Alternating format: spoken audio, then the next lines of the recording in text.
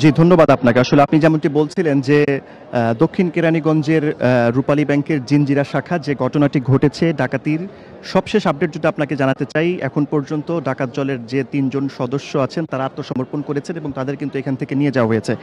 আর আপনি যেমনটি বলছিলেন আগে যে দুপুরের পর কিন্তু এই ডাকাত দলটি আসলে অস্ত্রসহ ৩ জনের যে ডাকাত দলটি ছিল অস্ত্রসহ কিন্তু তারা এই ব্যাংকে প্রবেশ করে এবং এই ব্যাংকের যারা কর্মকর্তা কর্মচারী এবং কয়েকজন গ্রাহক ছিল তাদের কিন্তু জিম্মি করে ফেলে এবং আমরা আসলে যতদূর জানতে পেরেছি এখানে এসে যারা এলাকাবাসী যারা আছে তারা কিন্তু বিষয়টি বুঝতে পেরে এই ব্যাংকের নিচের যে গেট রয়েছে সেই গেটে তালা দিয়ে দেয়। তারপরে কিন্তু আইন শৃঙ্খলা বাহিনী যারা আছে তারা আসে, র্যাব আসে, পুলিশ আছে এবং আর্মির যারা সদস্য আছেন তারা আসেন, পুলিশের বিশেষায়িত যে বাহিনী আছে সোয়াড তারা কিন্তু আসে এবং আমরা আসলে যতদূর জানতে পেরেছি যে 5:30 6টার নাগাদ এই ডাকাত দলের যে সদস্য তারা কিন্তু আত্মসমর্পণ করে এবং আমরা যতদূর জানতে পেরেছি যে প্রথমে কিন্তু তারা কিন্তু মুক্তিপণ দাবি করেছিল এবং বলেছিল যে তাদের 15 লক্ষ টাকা দিতে হবে এবং তাদেরকে নির্বিঘ্নে এখান থেকে বেরিয়ে যেতে দেওয়া হবে। সেটা কিন্তু হয়নি, তারা কিন্তু শেষ পর্যন্ত আত্মসমর্পণ করতে বাধ্য হয় এবং এখানে আমার সাথে কিছু এলাকাবাসী আছে, আপনি দেখতে পাচ্ছেন, আমি তাদের সাথে একটু কথা বলতে চাই। আপনি তো আসলে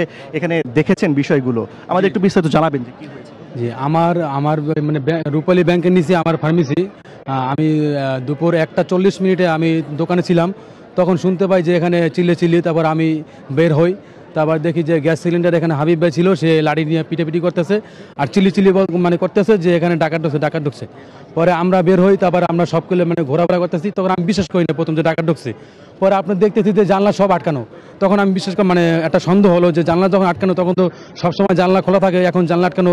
তারপর আমরা ওই পাশে জানলা আছে, ওই জানলা থেকে আমরা আবার মানে জানলাটা খোলা আছে, আটকানো যায় না। পরে আমরা ওই জানলাটা আবার ফাঁক করে আমরা 4-5 জন উঠছি, ওটা আবার ফাঁক করছি। পরে দেখি আপনার জানলার পাশে একজন খাড়া রয়েছে আর আপনার ওই পাশে চেয়ারে 2 জন বসায় রয়েছে, হ্যাঁ, মানে পিস্তল ঢেকে রাখছে হাতে।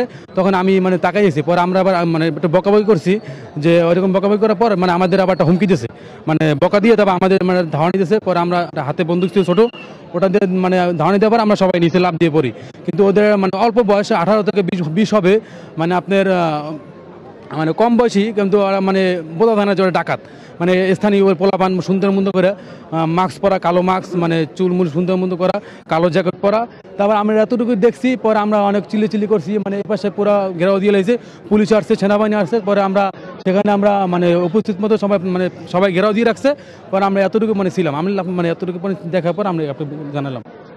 ধন্যবাদ। আসলে যেমনটি শুনছিলেন যে যৌথ বাহিনীর পাশাপাশি যারা এলাকাবাসী আছে তারা কিন্তু এই ডাকাত দলে আত্মসমর্পণের পেছনে কিন্তু তারা আসলে ভূমিকা পালন করেছে এবং আমি যদি সবশেষ আপডেট আপনাকে জানাতে চাই, ব্যাংকের ভেতরে এই ব্যাংকের কর্মকর্তা কর্মচারী আছেন, আইন শৃঙ্খলা বাহিনীর সদস্য যারা আছেন তারা আসলে বিষয়টি আসলে ভেতরে দেখছেন যে কোনো ক্ষয়ক্ষতির ঘটনা ঘটেছে কিনা সেই হিসাবটা তারা আসলে করছেন এবং এখান থেকে বেরিয়ে তারা হয়তো বা আমাদেরকে আসলে ব্রিফ করবেন, তারপরে আসলে ঘটনার বিস্তারিত বা কোনো ক্ষয়ক্ষতি হয়েছে কিনা এই বিষয়গুলো নিয়ে বিস্তারিত জানাতে পারবো।